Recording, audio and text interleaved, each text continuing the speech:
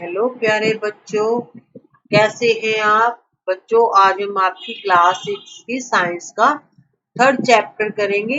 इस चैप्टर के हम करेंगे प्रश्न उत्तर।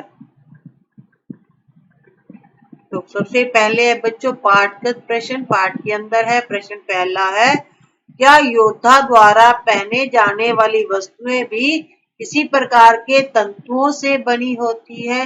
तो इसका उत्तर आएगा बच्चों नहीं। योद्धा द्वारा पहने जाने वाली वस्तुएं किसी तंतु से नहीं बनी होती हैं, बल्कि वे लोहे के तारों की बनी होती हैं। बच्चों पेज नंबर है 22। क्वेश्चन है आपका, क्या आपने नारियल के बाहरी खोल से तंतुओं से बने किसी वस्त्र को देखा है?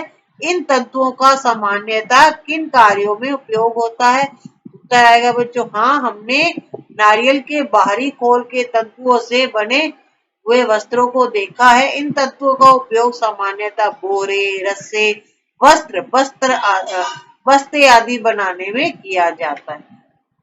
आगे है बच्चों प्रश्न, पाठ्य पुस्तक के प्रश्न है। पहला है, निम्नलिखित तंतुओं को प्राकृतिक और संश्लिष्ट में वर्गीकृत कीजिए। बच्चों आपको इनमें से छांटना है कौन सा प्राकृतिक है और कौन सा संश्लिष्ट है।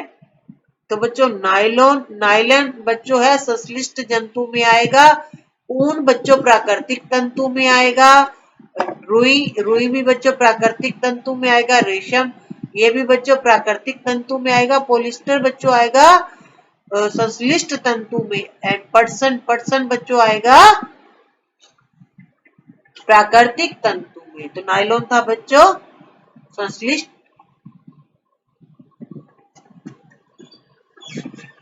प्रश्न दूसरा, नीचे दिए गए कथन सत्य अथवा असत्य उल्लेख कीजिए। सत्य तथा असत्य का उल्लेख कीजिए। बच्चों लाइन को पढ़ेंगे, अगर वो सही होगी तो हम सत्य लिखेंगे, अगर गलत होगी तो हम असत्य लिखेंगे। पहला है तंतुओं से तागा बनता है, तो ये बच्चों बिल्कुल सत्य है।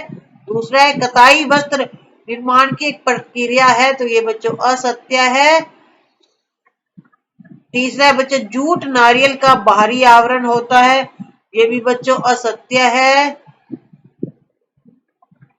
चौथा है रुई से बिनोले यानी बीज हटाने की प्रक्रिया को ओटना कहते हैं, ये सत्य है, सही बात है।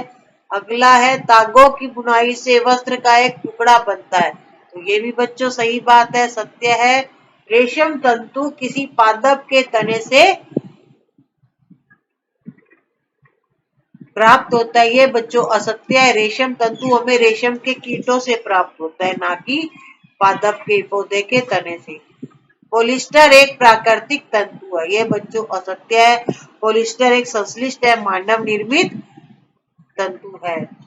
अगला बच्चों तीसरा प्रश्न है, रिक्त स्थानों की पूर्ति कीजिए। तो बच्चों इसमें आएगा रुई और जूट से पादप तंतु प्राप्त किए जाते हैं।